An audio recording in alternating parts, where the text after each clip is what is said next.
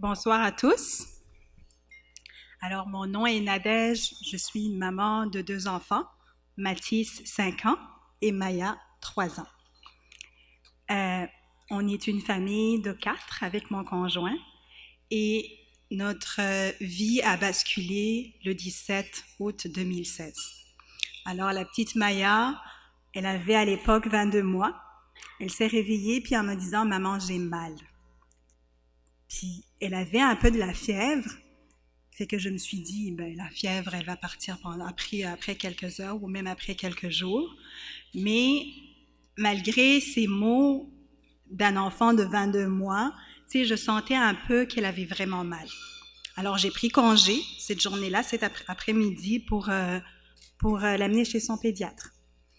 Arrivée chez le pédiatre, elle a cherché tout. D'habitude, on commence par les otites. On pense que la fièvre vient des otites. Elle a regardé quelques infections, voir si elle aurait mal au ventre, mais il n'y avait rien. Alors, je remercie Dieu d'avoir un si bon pédiatre. Il m'a conseillé d'aller à l'hôpital Charlemagne pour faire d'autres analyses. On est arrivé, on avait notre prescription, test sanguin, voir si elle aurait une infection urinaire ou même une infection des poumons. Alors, on a commencé, c'est toujours la même journée en après-midi. On a commencé par faire le test sanguin. Ça a duré pas mal quelques heures. Fait que pendant la soirée, j'étais encore là, en attendant les résultats. Je commençais même à être un peu tannée. Je me suis dit, ça fait longtemps qu'on est là. Mais vers 22 heures, l'urgentologue de l'hôpital Charlemagne est venu me dire qu'il y a quelque chose d'anormal dans son sang. Alors, on avait pris des précautions pour m'envoyer à l'hôpital Sainte-Justine. La même soirée, je me rendis là avec ma fille. Puis c'est vers à peu près 2 heures du matin que l'urgentologue est venu me dire « Nadège, est-ce que tu sais pourquoi tu es là? » J'ai dit non. Alors, on soupçonne que ta fille a une leucémie.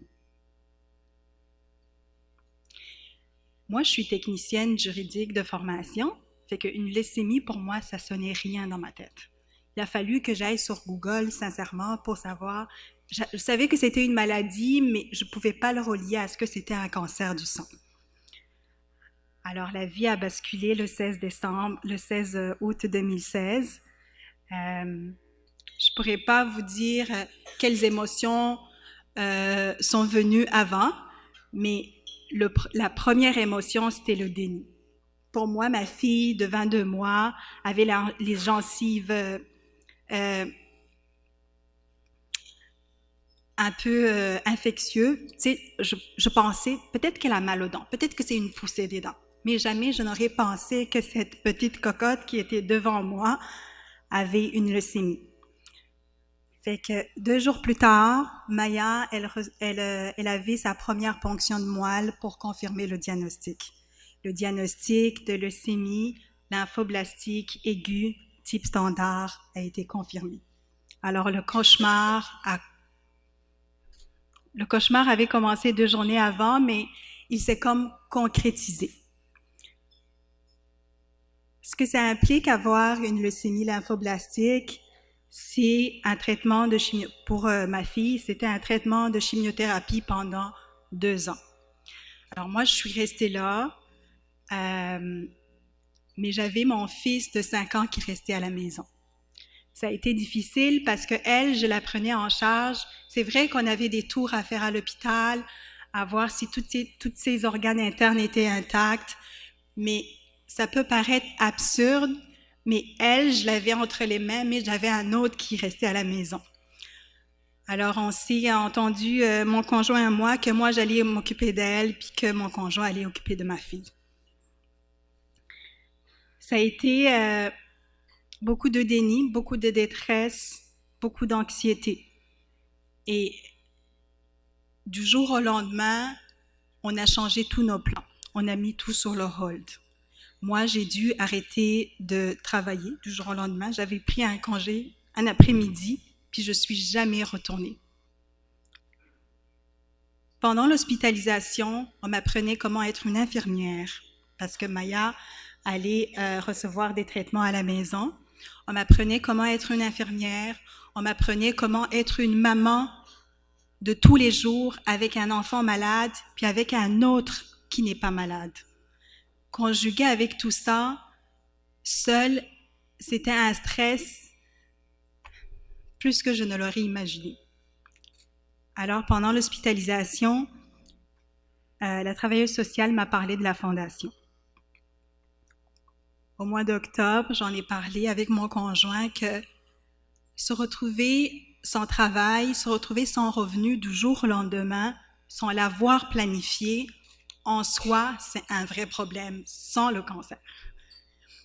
Fait que, après l'hospitalisation, j'ai appelé Madame Saulnier, Madame Langlois, puis après quelques échanges d'informations, je recevais déjà mes cartes d'épicerie. Quel réconfort! Quel soutien! Quand je suis rentrée dans les bureaux de Linda, elle m'a accueillie comme si on était des personnes qui se connaissaient déjà, comme si elle m'avait déjà vue quelque part. Puis c'était avec un message d'encouragement, un sourire, que je me sentais déjà comme si elle devenait mon amie.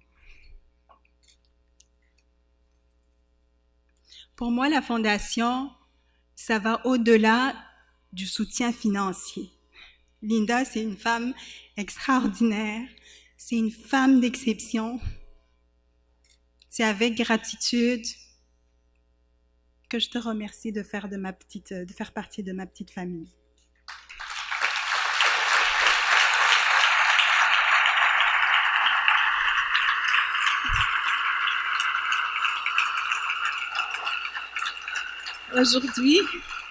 Aujourd'hui, une année plus tard, Maya a fait une partie de son traitement. Elle va beaucoup mieux. Elle va maintenant à la garderie, elle a des amis, c'est très important pour elle, pour une fille de 3 ans maintenant. Moi, je suis retournée travailler partiellement. Fait que pendant une année où tu te sens en détresse, où tu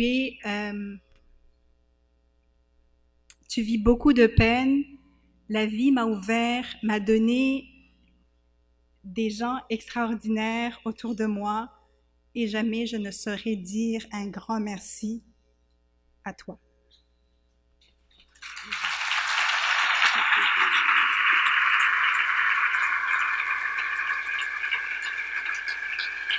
Merci à vous tous.